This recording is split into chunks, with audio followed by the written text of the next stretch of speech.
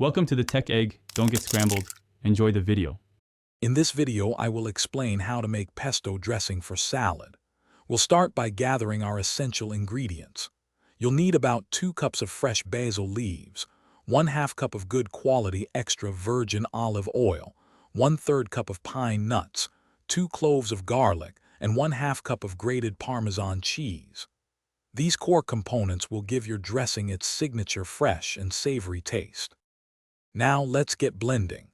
First, add your 2 cups of fresh basil, 1/3 cup of pine nuts, 2 garlic cloves, and 1/2 cup of Parmesan cheese into a food processor.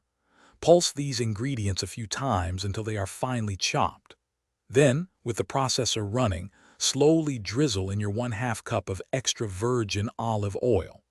Continue blending until the mixture becomes smooth and well combined. Once blended, it's time to perfect your pesto dressing.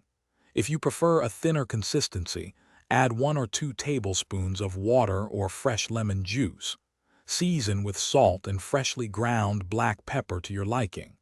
A small squeeze of fresh lemon juice can also brighten the flavors beautifully.